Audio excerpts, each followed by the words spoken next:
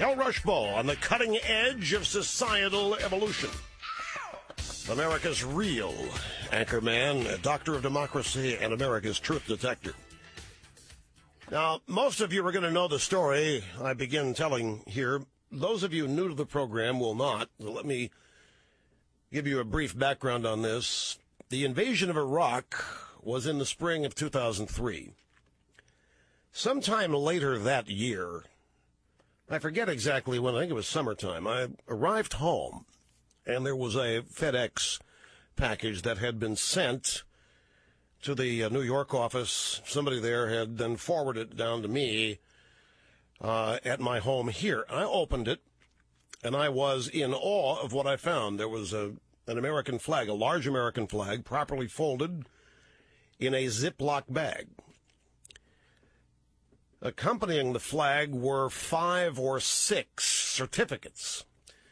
Each certificate signed by a pilot, each certificate a picture of an American warplane. The flag had been flown on each of those aircraft during the original invasion, the first bombing runs. In the invasion of Iraq in 2003, the flag, unbeknownst to me, had been flown in my honor by a bunch of pilots who, also unbeknownst to me, were regular listeners and supporters of the program. And the ringleader of this was Lieutenant Colonel Mark Hassara, who flew tankers, KC-135s, which is the military version of Boeing 707, and occasionally a KC-10. But Mark has flown the KC-135 tanker all over the world. As they say, nobody kicks ass without tanker gas. There was also enclosed a handwritten note on legal-sized yellow paper. The note was from Lieutenant Colonel Hassara. And it was a long note, and it explained what had happened and why, where the flag had been, the names of the pilots who had flown it.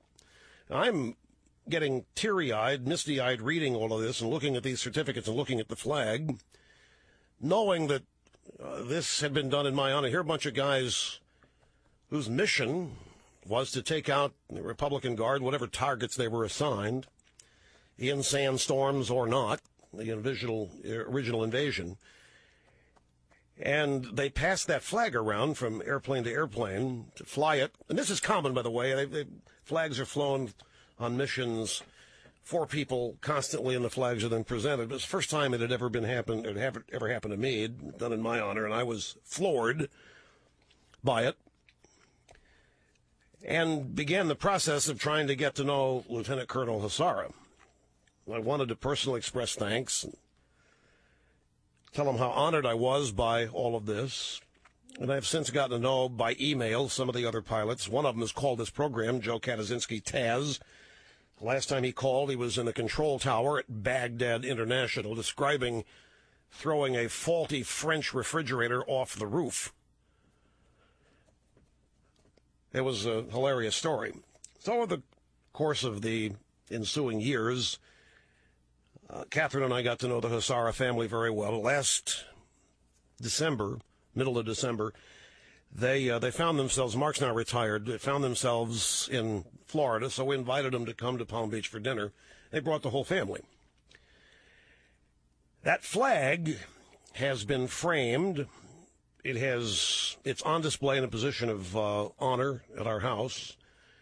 Catherine commissioned a giant eagle on a giant pedestal, a sculpted eagle, and we have placed the eagle in front of the flag. There's a little sign, a plaque on the frame of the flag denoting what it is, and around the corner from the flag are all of those certificates of the jets signed by the pilots. They are framed along with the legal pad note written by Colonel Hassara explaining what that flag's all about, where it went, why it was flown, and so forth and so on. We took a number of pictures of the Hassara family in front of the flag, and a picture with me and Lieutenant Colonel Hassara in front of the flag standing next to the eagle. Now, those pictures, if not already, will soon be posted at Facebook, on our Facebook page, which is facebook.com/Rush Limbaugh. And the whole family is pictured in one of these. One of the children at the time was 15, Jeff Hassara, Prior to the family's arrival at our home in last December, Jeff was diagnosed with bone cancer, which is tragic in and of itself. He was a classic violinist, was interested in learning to play the piano, a skateboard, a longboard aficionado. Went to MD Anderson in Houston for diagnosis. The doctors decided they had to amputate his left arm as the best course of action to get rid of the cancer. That was the best thing they could do. So they did. Unfortunately, we thought, by the way, in December when the family was here for dinner, that everything was fine. Jeff was in great spirits. The whole family was. It was right before Christmas. These are very deeply and devoutly religious people, by the way. And so we had a great time at dinner and had a lot of fun posing in front of the flag and just talking about life and stories of that kind. Sometime this spring, I forget the exact month, Mark let us know that Jeff's cancer was back. And it was back very aggressively. And they went back to MD Anderson and a number of other places in Houston, which is one of the premier cancer research centers and hospitals in the country. And it eventuated that the doctors said that there really wasn't much more they can do.